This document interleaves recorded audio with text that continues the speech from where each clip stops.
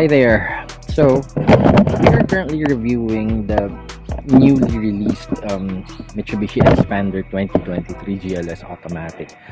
So right here with me is the red version that was released to us back in August 9. Sorry, I'm just doing the review right now because I really had to study and learn the things inside, especially from driving to steering to the infotainment, how spacious it is, so on and so forth.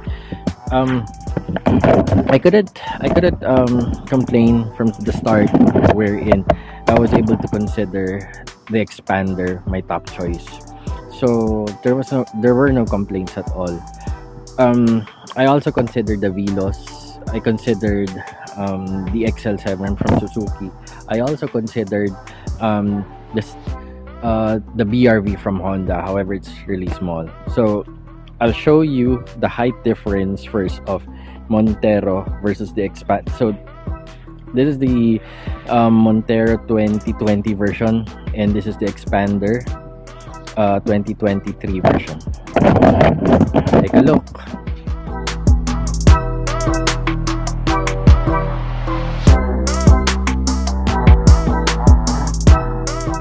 Xpander 2023, which we just acquired back in August. So by the way, kudos to Mitsubishi Manila Bay in Pasay, especially to our agent Jane Valentino, because she was able to release this car in less than 2 weeks. I was approved July 29, and we got the vehicle acquired August 9. So there. So I think that was a Monday or Tuesday at that time. The difference here is the front grille from the versus the 2018, 2019, 2020, and the 2021 version. First thing that you're going to notice here is the grille. So it's really different from past versions.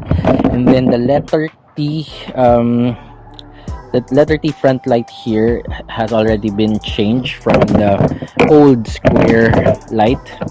So that's really noticeable, because if you're going to see the past versions of the Xpander, the difference is I think this is now more of a LED light instead of the halogen from the past generation. The also difference is you're going to notice that the ground clearance is a little bit higher from the old generation. I think the old generation is 200, while this one is 225 mm. Another thing that you're going to notice is are the wheels. They are now 17-inch versus the 15 or 16-inch of the old generation. Also, you're going to notice a difference at the back of the Xpander, because you're going to see that here at the bottom part of the Xpander, instead of a vertical light here, it's now horizontal.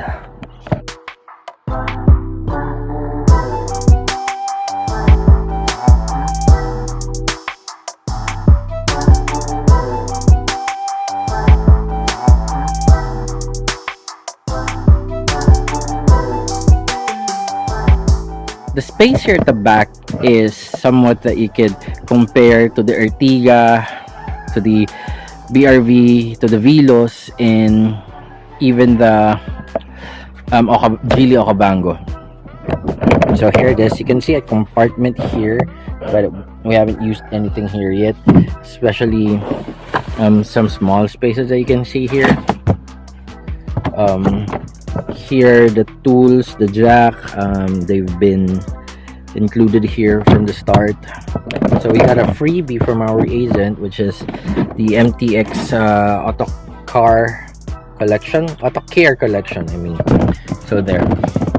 You can also see the cup holders here at the back on the third row. Sorry about the car seat of my daughter. There's another cup holder here. Also, the most important thing you can see is the 12-volt socket. So It's really okay. There you go. So this is a 12-volt socket. So if you have a 12-volt plug that you can buy from Shopee or Lazada, you can go ahead and plug it there, and then you can use your charger. You can use your home Wi-Fi, and you can have a built-in Wi-Fi inside your expander. So let me go ahead and close this now.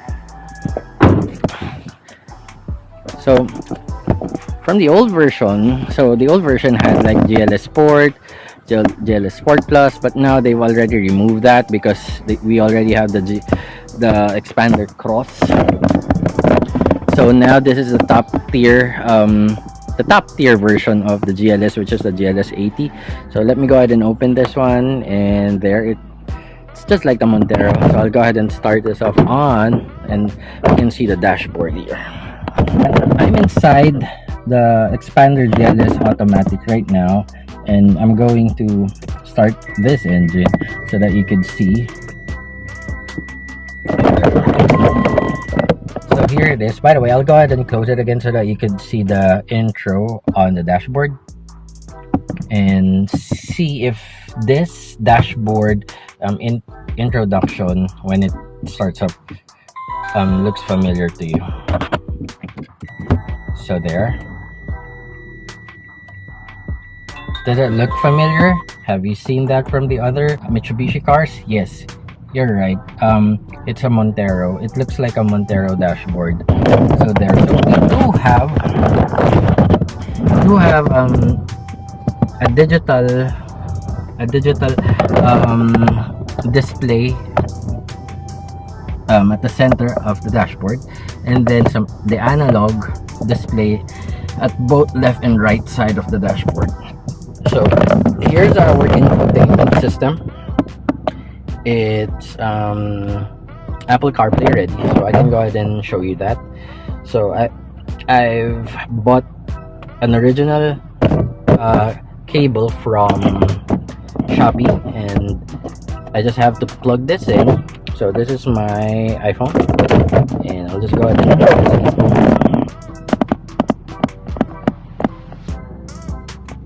So there, it's plug and play, and you can see that the screen will change. There, it's now an Apple CarPlay. So there. So I'm connected to 4G right now, or now it's 5G. So just have to choose, or any apps that you prefer here. We do have Google Maps, Spotify, some other applications that are important while you're traveling or driving. So it really works because I was able to save some of the songs here for my daughter. So I think this should be working. So yeah, it does work. So that is Spotify. So let me pause that. So what are the things that that you'll notice that change so far? So at the back there are the seats at the second row is quite different from the old version. So these the car seats has a diamond tone. It's pure black, and it's not leather. The Cross has a leather version, by the way. So GLS 80 has a leather one. And the middle here is a cup holder which holds two cups, and then we also have a cup holder there at the side, another cup holder there at the side. We have a two-tone color of the dashboard, so this looks like a leather brown there. And what I've noticed here is a huge compartment for anything that you would want to store, and it's very roomy. So if you're going to notice as well, what changed is a cup holder. It's horizontal now instead of the vertical position back in the old Xpander versions. So what changed as well? Electronic hand brake here. The old version has the manual hand brake. What else have changed?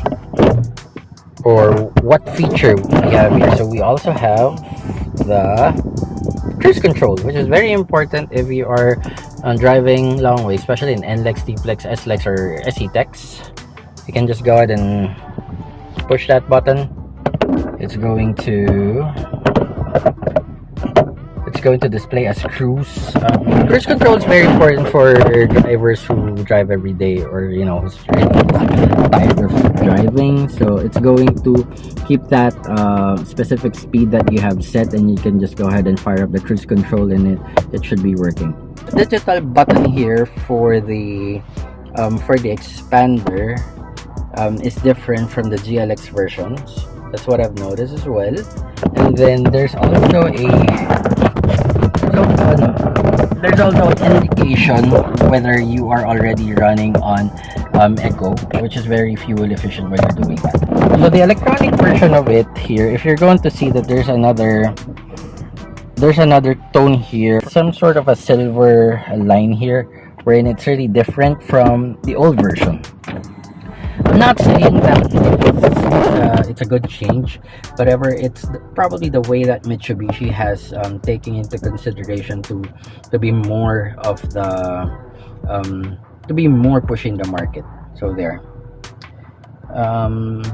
So we have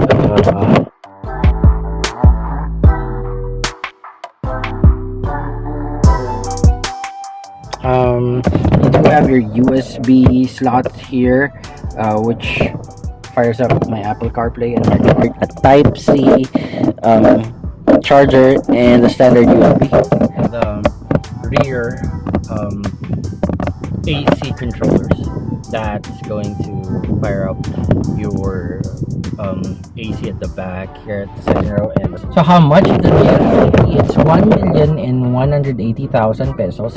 I think we got a discount of roughly 140, 150. So yeah, there, kudos to Mitsubishi Pasay in making this happen for us, since we ever since my daughter was born. So we just had to make sure that everything is good for us. Yeah, so there, thank you so much for watching our channel. Hope you subscribe, and hopefully to see you in the next video. Thanks, bye.